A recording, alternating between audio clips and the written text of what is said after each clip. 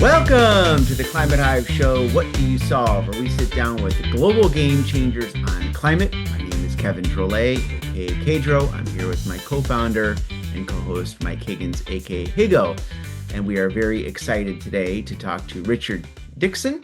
And Richard is co-founder and CEO of Play It Green, an award-winning sustainability platform helping individuals and businesses take meaningful climate action. And he's done amazing work. And we're going to learn all about it.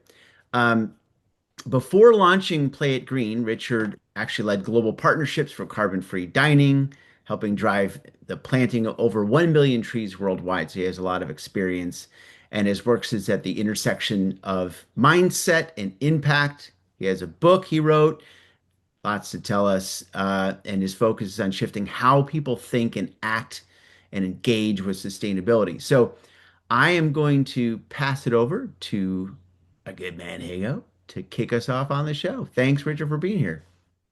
Thanks for having me. It's good to be here. All right, Rich. Well, good morning here. Good afternoon. Your neck of the woods. Great to Thank have you you. on the show. Excited to get into this conversation.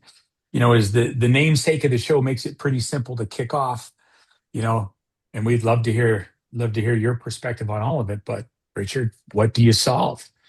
What do I solve? We help businesses engage in sustainability in a way that's meaningful, that's transparent, and most importantly, is commercially beneficial. It's sustainability. People have a lot of fear over, a lot of mistrust, a lack of understanding, and so we help educate, we help engage, and then we provide meaningful pathways and meaningful impact through nature repair and social giving. Now, on your site, it seems like you've productized a service. It seems, Yeah, and you've through all your iterations, you've kind of baked it into a three-step solution, right? It says reduce, repair, re-give, right? And correct. I'm sure it started bigger than that, and you've probably, have whittled it down and manifested it to this. Mhm. And I'd love to hear where this came from and how it's working. Sure. So this is the sum total of my life experience and learning. It literally is the Play It Green, the business was my last hurrah to create something in my own image. Um, I'll tell the story. I got moved schools at 6 because my parents were told I was disruptive and I asked too many questions because I always wanted to know why. Why does 1 + 1 = 2? I was never accepting of the status quo or the norm. I wanted to know. I have recently been diagnosed with autism at the late stage as my eldest was diagnosed. And both of us had a similar experience in life, straight A students, but also very good at sports. We would pick up, Joe was an elite footballer, soccer player to you guys. And strangely, as a kid, I was a ballerina and trained with the Olympic judo team, which I was very lucky to do. But I was always different, always felt different. I never understood why people did what they did. Studied psychology with philosophy at university for the two main reasons. Why do we do what we do and what's our purpose? And during that time, I started to recognize patterns, and not just like patterns in wallpaper or carpet, but patterns in politics and education and finance and how they all interlink. I wrote my thesis on conscious capitalism. I basically likened capitalism in its current form to survival of the fittest, in that it's an amoral system that has an apex predator or apex predators that have an inordinate amount of control over everything beneath them. And it's the same as we see now with people like Musk, who can walk into the White House and tell the president what to do just because of the money that he has. And there is no other reason than how rich and powerful he is. And I said that capitalism needs checks and balances. We don't want to get rid of the system because meritocracies are great, but it just needs to have the checks and balances that stop things like that happening. We live in a finite world, and therefore there has to be a finite amount of wealth and power someone can accumulate. I got a first for that, but was told it was a fairy tale and go get a job. So this was the world that we were in. I finished university post Margaret Thatcher and Ronald Reagan. So it was, we were in a world where people would sell their own grandmothers for profit. And it was the hustle and the rat race and the mobile phones and the yuppie era. And it was a really weird time to start work. And I was in retail. I went into retail and trained and developed people, and found that actually when you gave someone an environment that suited them and that they were engaged and happy and confident of their own skills and the people around them, the company made more money. And this was culture. So I became focused and an expert on how to create a positive culture within business. The company loved it, but I'd always fight the CFO in the business. It was always, we need more investment in this now. We need short-term money. It was always short-term gain. They were always looking at the next quarter. And I would always think, when you invest, if you invest in shares, you don't look at short-term gain. The majority of investments, you're looking at a long-term investment for it to grow over a long term. Sustainability is just the same as well, but that's for later. So I left retail, set a business up with a school friend, learned the ins and outs of running a business and scaling a business on your own and starting from scratch. And then in 2017, I got approached by a not-for-profit. They were planting trees in Tanzania, educating in agroforestry, and creating this incredible social impact with the communities that they work with, that within 5 to 7 years, schools were being built, electricity was there, they had access to banking, and it was just an incredible impact. And I became completely focused on this to the detriment of my own health and well-being and family, because I was just 24/7 helping this business scale. Visited the sites, met the people.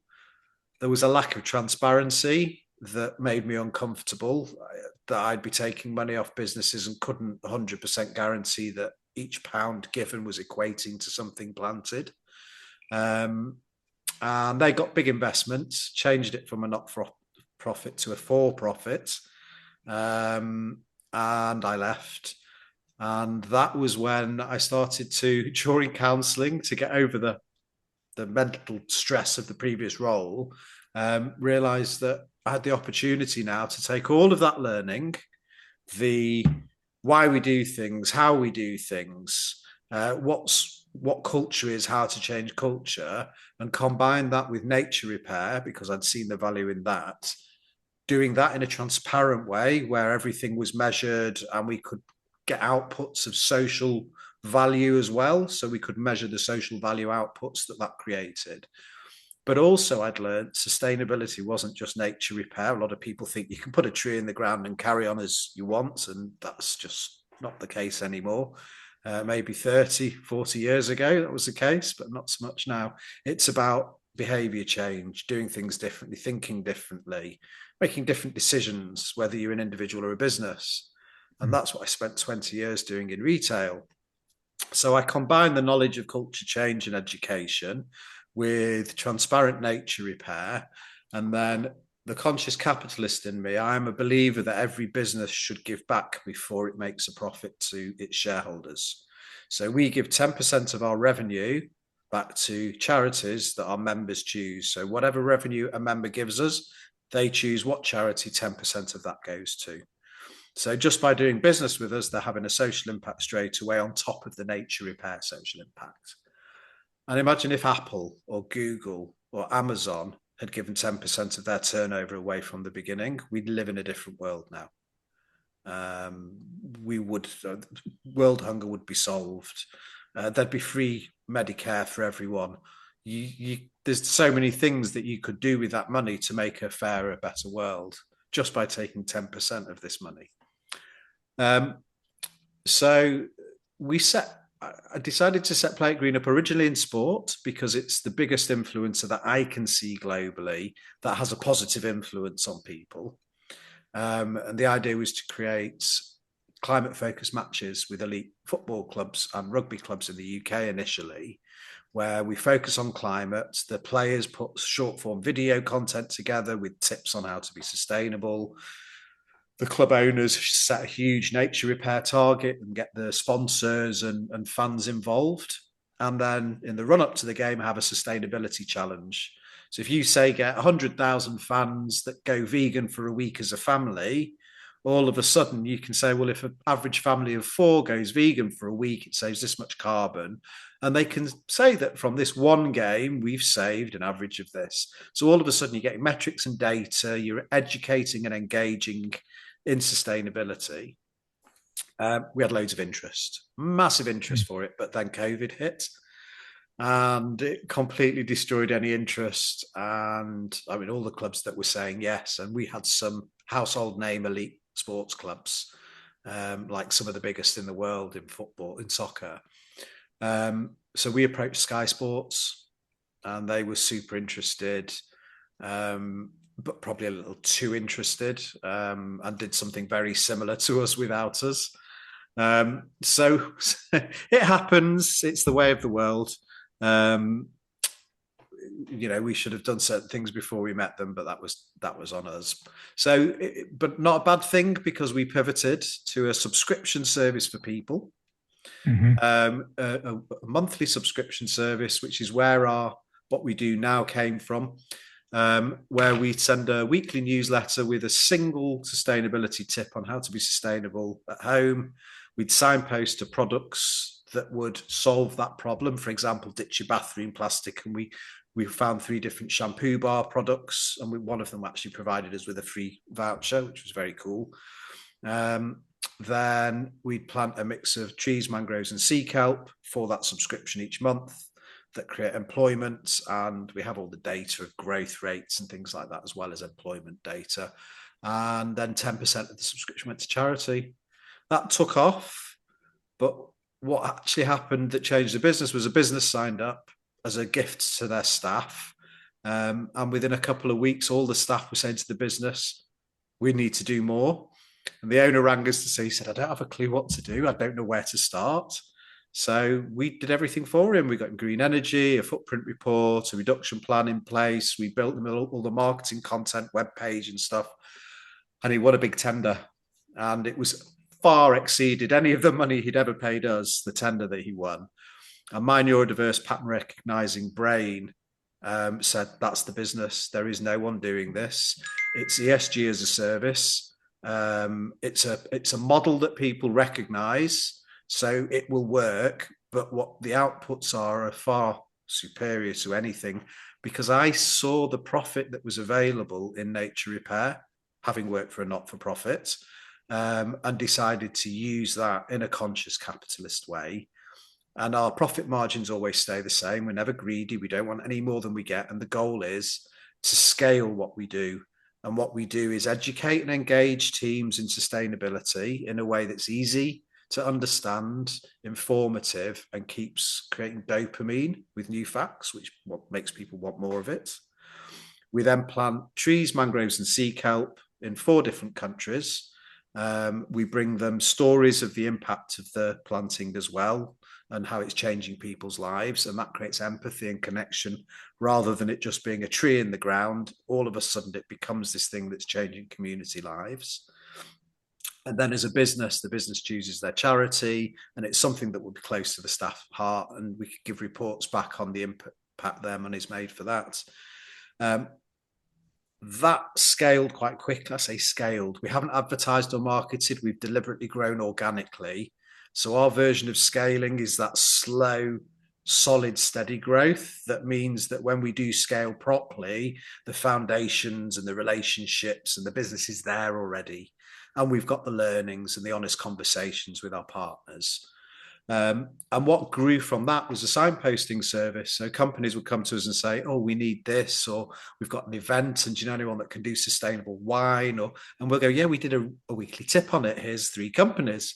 And so all of a sudden now we have companies educating their workforce, engaging in the net zero journey, becoming proficient at the language and understanding, which reduces risk, increases their marketing impact without spend, engages new customers, makes the company more attractive for better staff. The existing staff are happier, and then you've got all the cost savings that going sustainable does as you become a more efficient business.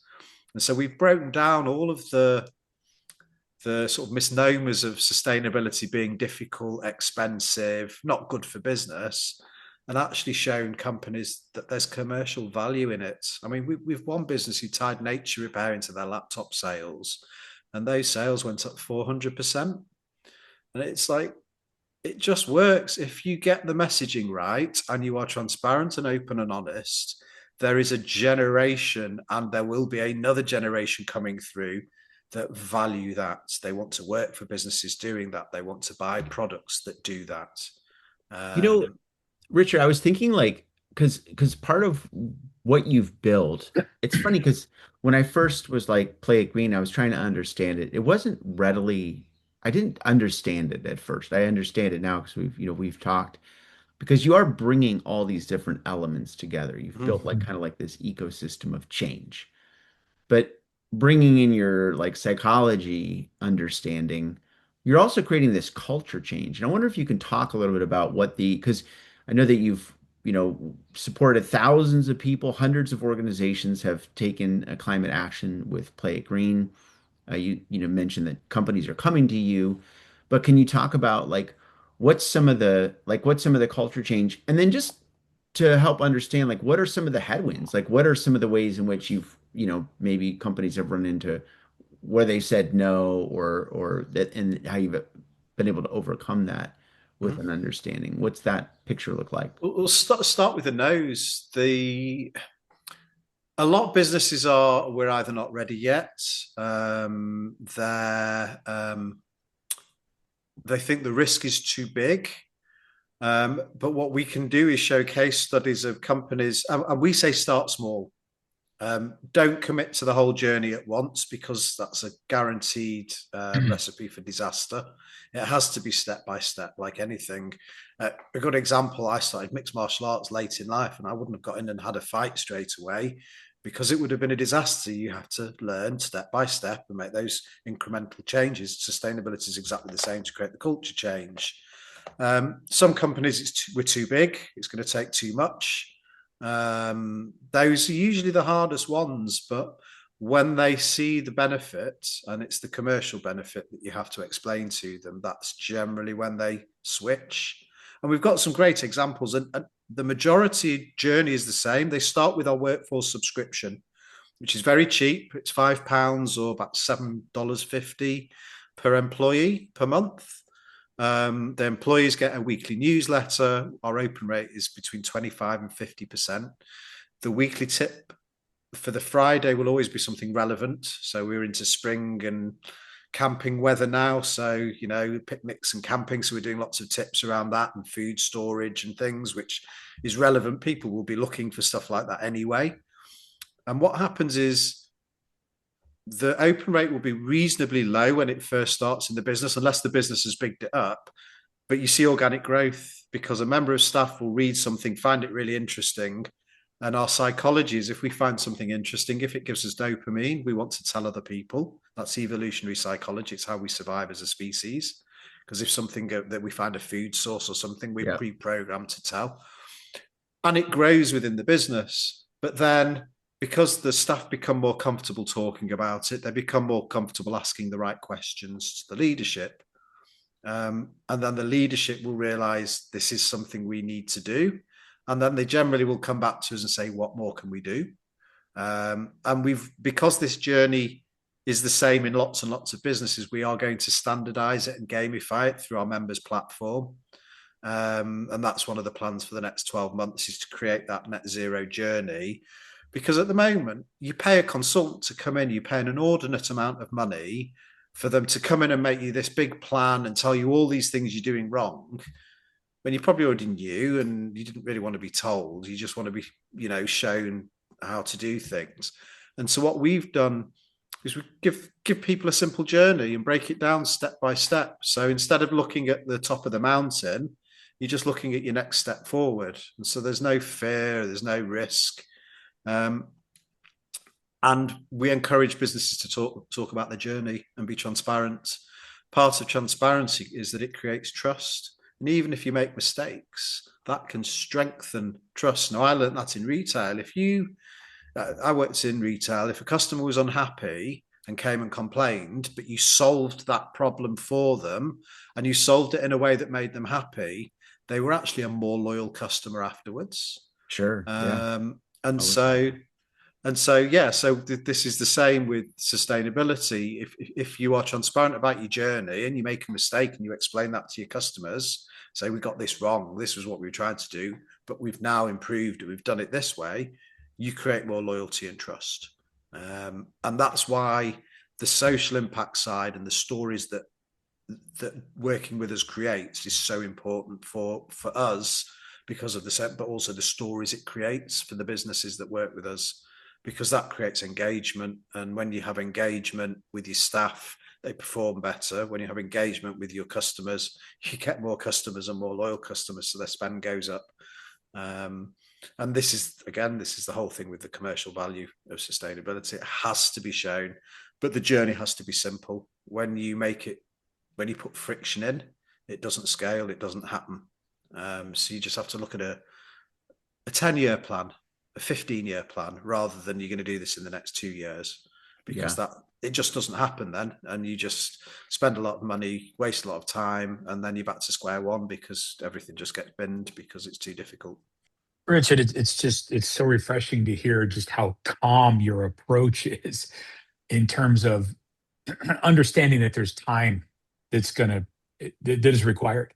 Mm-hmm. You know, you can't go rushing in and flailing your arms and acting like a maniac. You're just bringing this along at a pace that I think is allowing proof to keep up with it, right? Mm-hmm. That there's evidence. They have a business name for that, product market fit, and everyone's in such a hurry to get product market fit, so they can scale their enterprise and pour in the juice and smash their numbers. And of course, your motivations are very different, and you're bringing this along and you've created this airtight argument, I think, that says that sustainability can lead to growth, can lead to profit, mm-hmm. can lead to engagement, right? Because you're talking about the increases that resulted in that. And we don't hear enough of those stories. We don't hear enough of that. Sustainability, what I hear about is things like offsets and pledges and stuff. But you're, sort of bringing this along and you've got this behavioral element, right? And it's very hard to change behavior, right? Yeah, I think one of my worries is things like offsets are almost excusing the behavior. Well, I've offset it so I can carry on the same. And I think one of my problems is because I'm neurodiverse, I'm very, very sensitive to the differences between words and behavior. So if someone says something then behaves differently, I will become acutely aware of it really quickly, whether it's a person, an organization, a political party, anything where there's a divergence of action and language. I'm really hypersensitive. And I think it might be because I don't very well understand body language and facial expressions. I can miss things quite easily. But one of the things I can analyze is when someone says something and then does something differently. So I've become acutely aware of it. And it happens all the time in sustainability. People tick boxes. People say, they say, oh, we've got a charter. And then it's like, but what are you actually doing? Because it's action that counts, not words. And this is, this part of my book, and the problems with politics is so many politicians will say one thing and do another, and you're voting them in on what they've said. And then when their behavior is opposite or different to what you voted for them with, that's breaking this unsaid contract. So should they still be a politician? And so it's the same in sustainability. Many businesses want to virtue signal or just do the box checking. And unfortunately, that's not good enough anymore, and they will get found out. We need to make the transition. We can argue all we want whether we believe in climate change or not, but the science is there. And we need to get rid of fossil fuels and plastic. There's no arguments with that. It will take a generation or two, but that's how change happens. And I always go back to when you go back to the Middle Ages and before, when they built these great castles and churches, the architect never saw it built, never saw it finished. So Right. they had generational planning, and we've forgotten that because we have Amazon and we want everything today. Like Yeah. you can literally go on Amazon and get something delivered a few hours later, and so everyone wants that, and so we no longer have this delayed gratification. And delayed gratification actually makes you a stronger mind. It gives you more resilience. So I think this is one of the reasons why the younger generations, whilst having this very positive attitude towards transparency and rights, aren't as resilient as older generations because they're used to getting everything immediately. And one of the things you learn is you get good through delayed gratification. It's the only way to become an expert in something. It's the only way to grow something properly is to take your time. Rushed things are weak. Yeah, it's totally true on the it's funny. Louis C.K., the comedian who he got canceled a little bit, but he had this really funny bit about people being impatient with their phone. And then he's like, he's like, the message is not coming through. And he's like, yeah, but it had to go to the moon and back. It had to go to the moon and back. It's like, and we're all super, we are built like that. But it makes me wonder too, like, I would just love to get your take or your opinion on. So we're trying to change behaviors, we're trying to change our own behaviors. We're trying to understand, what is actually happening in the climate. There's a lot of urgency, which can also make people feel completely like empowered, and they're just like, screw it, I can't do anything about it. But what do you think is the relationship, or what do you think is harder, however you want to ask it, of people understanding what's actually happening in the climate against people changing their habits? Like, what have you seen in the work that you've done uh, of those two in the mix? Because it seems like you're changing habits and you are actually providing an understanding too. Well, see, that's the beauty with the weekly tip that we started with on a Friday. And our content's gone much bigger than that, as businesses have said, we need this, or can you do this? But the weekly tip does both. It educates in why there's a problem, what the problem is. It gives the numbers so people's minds are blown when you look at things like the amount of plastic that's in the oceans and things like that, and how much plastic we produce every year. The numbers sometimes are so big that people can't conceptualize it. But then you give them the solutions as well, and you give them sort of the discounts on the products. So they're learning the language, which makes them more comfortable to talk about it to other people, which pushes the message out. They're buying a product and switching. So you've taken the friction away from doing something. And because there's a discount, obviously, sustainable products are still more expensive because they're not mass made as much as, your non-sustainable fast fashion and so on and so Yeah. forth. But Some of that's changing too, right? yeah, Some of correct. Yeah. And so it's absolutely a combination of both. People need to be educated so they feel comfortable talking about it, because and you can't change in your own mindset without understanding what the terms mean and why and how they apply and how everything interlinks. And quite often with our business tip articles, we'll write several articles and then show how they all interlink, because everything, just like nature, just like community, everything is interlinked and they all play off each other. This is, again, the pattern recognizing brain. I wish I could put it into words, all these patterns that I see, but that's why reduce, repair, regive came into play, because the reduce is the sustainability aspects, the education, the engagement, the signposting, taking the friction away from it. But that takes time. That can take, for some people, they almost instantly change. They love it. It becomes their way of life. just constantly want more knowledge and information. Others, it takes time and little steps. But everyone wants something more immediate, so the repair bit comes into play, because nature repair and the social impact that creates is much more immediate than the generational change that you need to create that culture change. And then the re-give bit, the conscious capitalist, is again a social impact that's more immediate, but it's also for businesses to impact on their local community, because we have a responsibility globally, and that re-give keeps the local impact. The nature repair does the global impact. Let me ask on the nature repair. You're talking about agroforestry, forestry, mangrove restoration, those types of things. Does that create opportunities for the employees at these companies to participate in that directly, or is it a service that you guys are managing? Sans the employees? No, so we don't even manage it. We've partnered with a company that does all of the verification, provides all the technology, and trains and works with groups on the ground in those countries. And so it's all indigenous people that are employed long term, trained and given all the necessary equipment. Everyone has a mobile phone, so the GPS is tracked when they do the planting. They're taking photos along the route. Then there's drones and things that they control to do the videography of the sites as it grows. That's fed into AI. They even have bioacoustic monitoring at the sites.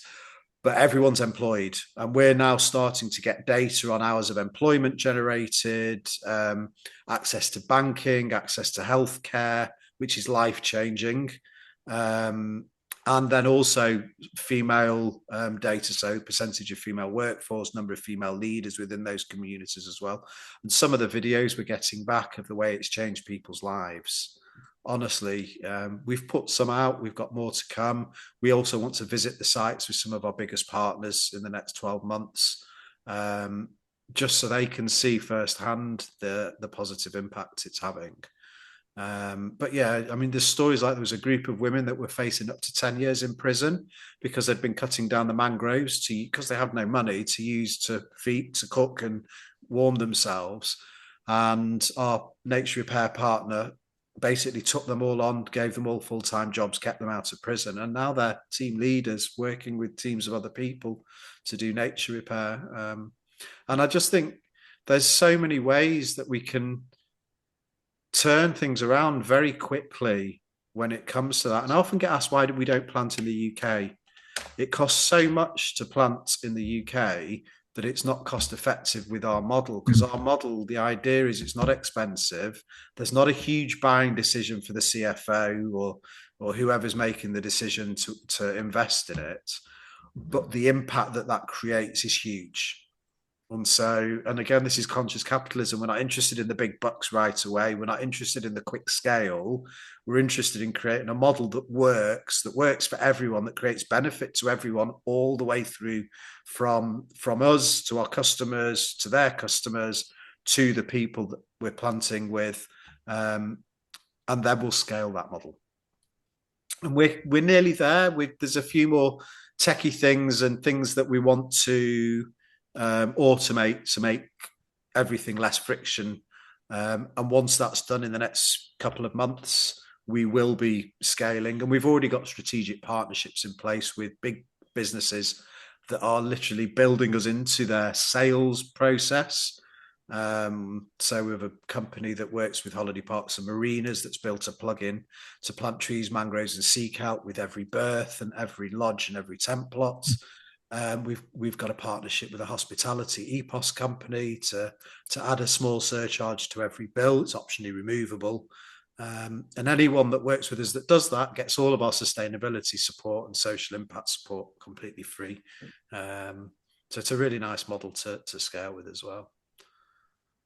Yeah, I was wanting to ask you also, like, what is your vision for, 5 years from now? What does it look like? Because you're sort of focused on a couple of different verticals, right? That you think, like hospitality, you can make a big impact on. You talked about sports previously, but what do you see as the vision for Play It Green, going So forward? we can measure our impact overall by the number of plants we do, because at the end of the day, that is the core of the business, and everything that we do from that feeds off that. So we currently charge 50p to plant a nature-based solution, it's about 75 cents in the US. And from that profit, we can educate people, we can give to charity. So that's our impact grows.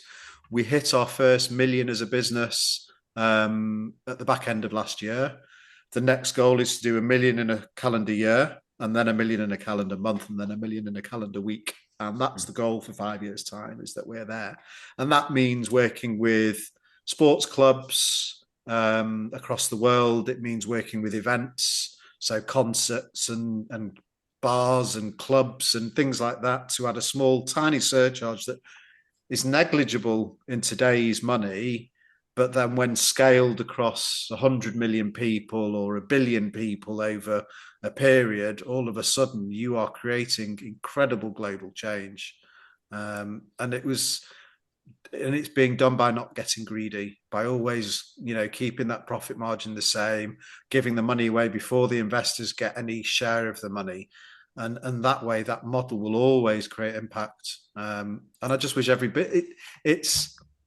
it's an evolution of both sustainability and capitalism, I believe. And it's funny, I always go on ChatGPT. Like when I wrote my book, I asked ChatGPT to give me a review of the book. And I've asked it to give me a review of Play It Green. And it said, Play It Green is the evolution of sustainability. That's what it described us as.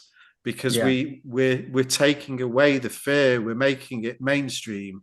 It's not a nice to have anymore. It's just a commercial must, and that's the whole goal behind the business. Well, I like it because also we talked to another company that's doing some stuff in banking and in retirement programs, right? Like for investing in retirement programs and sort of changing. There's people have 401ks sitting there, they don't know what's happening, right, with them. But part of what is making it happen is there's this surge from below where employees are saying, "Hey, we would like to have this. We would like to have these options." And then that creates this back and forth change, right? So for the CFO, yes, this financially makes sense. For the employee, yes, this completely, and so it is again this ecosystem of where things make sense. They make sense sort of all around, but you definitely seem like you're building in that surge from below is super important too, right? It's massive, because at the end of the day, who spends the money, who does the work?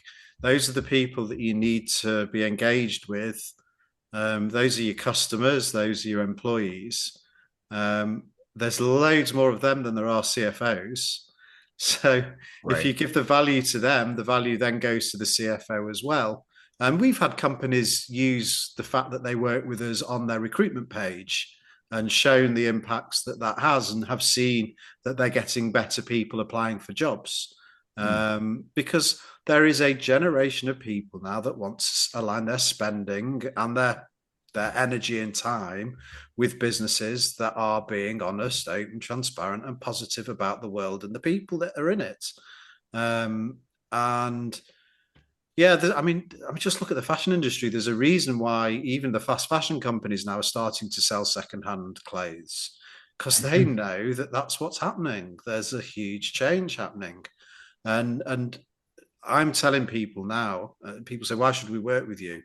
Because you want to get ahead of the game. You want to be seen as the best. You don't want to be seen as so. I worked with a good example of a company doing things wrong and then realizing right. A big firm of accountants who we'd pitched, and the CEO really loved what we did, wanted me to meet their sustainability lead, who was also their marketing lead. And they said, "Oh, we've already done a footprint report." And I went, "Oh, wow, that's amazing. Who did you use?" And they went, "Oh, no, we got some software and we did it ourselves." And I said to them, "Do you know the difference between scope 1, 2, and 3?" And they went, "Oh, the software does it all." And I said, "Would you let one of your customers do their own accounts with zero?"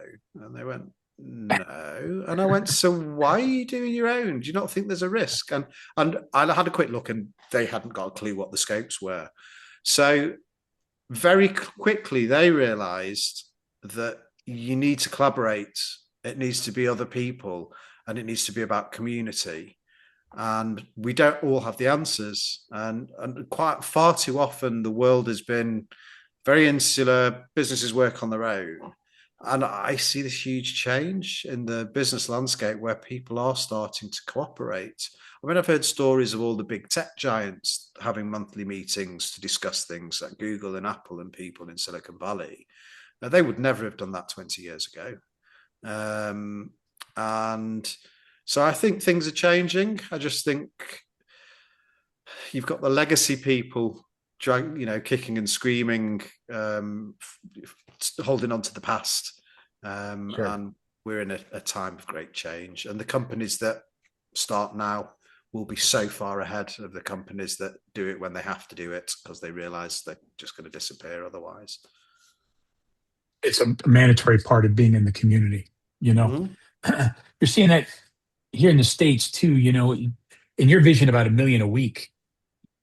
If you get enough people, if you get enough groundswell, that could be 1 million a day. It can be. I think that the two levers are easy and affordable, right? But almost transparent, almost invisible. Like here in the States, and tell me if it's there in the UK, Visa and MasterCard have this thing called Roundup for Good. Yeah. And if your bill is $12.76, you want to round up for good, and the balance is donated, right? And then what happens is every company has an opportunity to find their good. Like the local Taco Bell at my house, it's the local school district.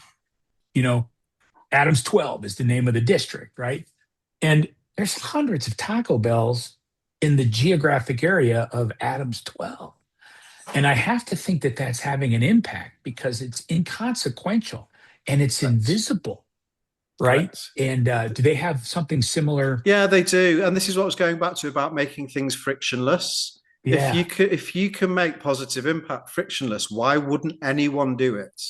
Because, doing good, A, makes you feel good, but B, it actually changes the world. And if you can scale those tiny little incremental things, all of a sudden you create global phenomenon that will change society, change culture. And that was always the goal. It was funny. Someone said to me when we first set the business up, what's the goal? And I was like, well, working with Nike and, some of the greatest celebrities on the planet that say we play it green, because why wouldn't you? I mean, it's possible. Anything's possible when you put your mind to it. And then the others getting on Joe Rogan's podcast. I mean, you guys are amazing.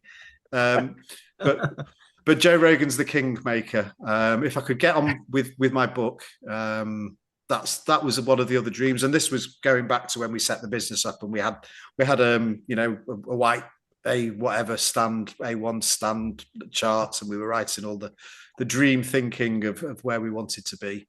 And I'll be honest, we're already starting to get there. We're already working with some really huge companies in the UK and Europe. We've worked with the International Federation of American Football, which is also quite cool. And I think once we've got this little tech development that we're doing at the moment out of the way, we'll be ready to hit the button and start scaling globally. And hopefully without any more investment, our seed investment that we took on enabled us to give turnover away before we made a profit. And hopefully that will be all we'll need to scale.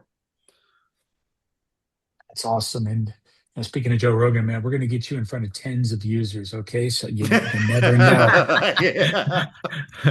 Elon Musk might be one of them. He might. I was going to say, Mike, that it's funny when we first started doing this podcast last year, we were like, let's just be the climate Joe Rogan. Let's be, because we just wanted to have conversations, good conversations, right? Like that are interesting, that people want to listen to, like this one, Thank you. Conversations change the world. This is the thing. It's only through conversation that you can learn and change your mindset. And this is one of the problems with politics today, that it's so divisive and extreme on both sides that people won't have conversations anymore. You have this cancel culture of completely shutting off and closing down. And like you said about Louis C.K., being cancelled. why do that? Because there's other ways. There's more empathic and kind ways to do things. The world needs to be kinder and more understanding of people and differences. No doubt. And you've really taken, I think, the right approach with your idea of simplicity, right?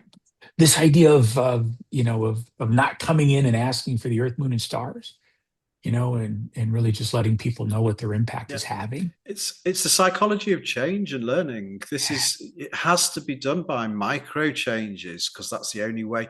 So I always go back to my mixed martial arts journey. Everything was tiny improvements. If you do too much, you pick up bad habits. If you run too quickly, it hurts because you get beaten. And so it was always those tiny improvements. And it's the same in business. If you want to, and culture, the only way to create sticky change is for it to be slow. And it's fighting society to go that way, because everyone wants quick change and tech changes really quickly, but culture doesn't. You can't change culture quickly. It has to be over time, because it has to be about habits. So just had a fascinating conversation with Richard Dickson, founder of Play It Green. I'm excited for you guys to watch that video for sure. Richard is on a mission to turn good intentions into consistent action. And it certainly seems like you were well on your way to doing that. Absolute pleasure to have you on the show. Thank you. It's been a pleasure.